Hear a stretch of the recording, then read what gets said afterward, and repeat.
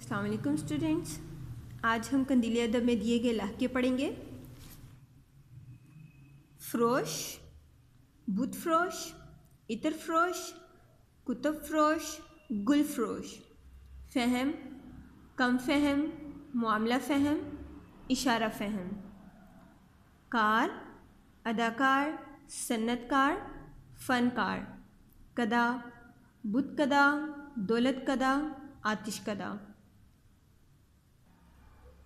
کش، جراثیم کش، خود کش، باد کش۔ گھر، بجلی گھر، چڑیا گھر، نیلام گھر۔ گاہ، آرام گاہ، چراگاہ، عید گاہ۔ ناک، خوفناک، دردناک، ہیبت ناک۔ مند، حاجت مند، ضرورت مند، غرض مند۔ وار، امیدوار، قصوروار، تہوار۔ نامہ، اجازت نامہ، خبر نامہ، محبت نامہ۔ ہٹ، کڑواہٹ، گھبراہٹ، مسکراہٹ۔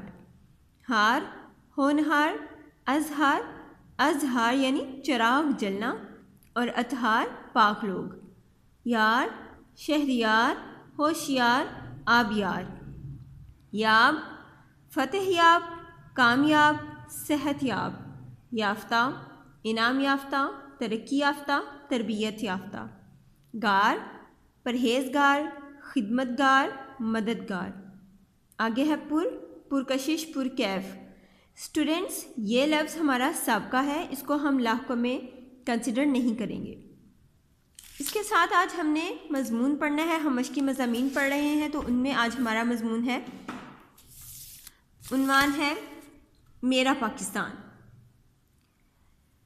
آج ہم پاکستان کے متعلق پڑھیں گے۔ مسلمانوں نے پورے ہندوستان پر 350 سال حکومت کی۔ یہ دور تاریخ میں بلا شبہ سنہری دور کہلاتا ہے۔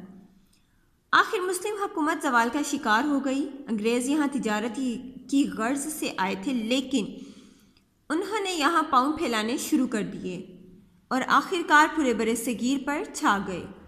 انگریزوں نے یہاں کے باشندوں کو 2 سال تک غلامی کی زنجیروں میں جکڑے رکھا، یعنی اپنا غلام بنا کر رکھا۔ آخر مسلمان خواب غفلت سے بیدار ہوئے اور انہوں نے حصول آزادی کی تحریک شروع کی۔ اب قوم کو سر سید احمد خان، مولوی نذیر احمد، مولانا شبلی، مولانا حالی، علی برادران اور مولانا ظفر علی خان جیسے عظیم رہنما میسر آئے۔ ان سب سے بڑھ کر علامہ اقبال نے اپنی ولولہ انگیز شاعری کے ذریعے سے قوم میں ایک نیا جذبہ اور تڑپ پیدا کی۔ 1930 میں الہ آباد کے مقام پر علامہ اقبال نے سب سے پہلے پاکستان کا تصور پیش کیا، اسی لیے آپ کو مفکر پاکستان کہا جاتا ہے۔ پنڈت نہرو نے دعویٰ کیا کہ ہندوستان میں صرف 2 طاقتیں ہیں، ایک انگریز اور دوسری ہندو، لیکن قائد اعظم محمد علی جناح نے اس چیلنج کا جواب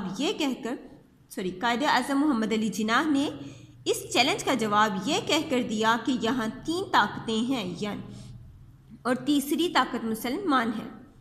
قائد اعظم نے دلائل سے ثابت کیا کہ مسلمان مذہب، تاریخ، تہذیب، لباس اور زبان کی غرض ہر لحاظ سے ہندوؤں سے ایک الگ قوم ہے۔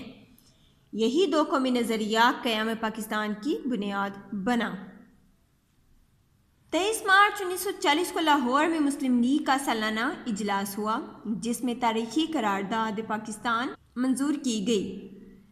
مسلمان قائد اعظم کی ولولہ انگیز قیادت میں 7 سال کے مختصر عرصے میں مطالبہ پاکستان کو حقیقت کا روپ دینے میں کامیاب ہو گئے اور پاکستان 14 اگست 1947 کو اسلامی مملکت کے طور پر دنیا کے نقشے پر نمودار ہوا۔ قائد اعظم پاکستان کے پہلے گورنر جنرل مقرر ہوئے۔ اللہ تعالیٰ نے پاکستان کو ہر طرح کے وسائل سے نوازا ہے۔ یہ 4 صوبوں یعنی پنجاب، سندھ، خیبر پختونخوا اور بلوچستان پر مشتمل ہے۔ پاکستان کا دارالحکومت اسلام آباد ہے۔ پاکستانی قوم بہت محب وطن، محنتی اور جفاکش ہے۔ یہ جذبہ اثار و قربانی سے سرشار ہے۔ قائد اعظم ہماری نوجوان نسل کو قوم کا قیمتی سرمایہ سمجھتے تھے، اس لیے طلباء کو چاہیے کہ وہ پوری محنت اور لگن کے ساتھ تعلیم کی طرف توجہ دیں۔ اللہ تعالیٰ کے فضل و کرم سے پاکستان کا مستقبل تابناک ہے، یعنی روشن ہے۔ ہمیں لگاتار محنت، لگن اور خلوص سے کام کر کے پاکستان کو ایک مثالی فلاحی مملکت بنانا ہے۔ جی اسٹوڈنٹس، یہ تھا ہمارا آج کا کام۔ آپ نے اس کی دہرائی کرنی ہے، اس کو یاد کرنا ہے۔ اللہ حافظ۔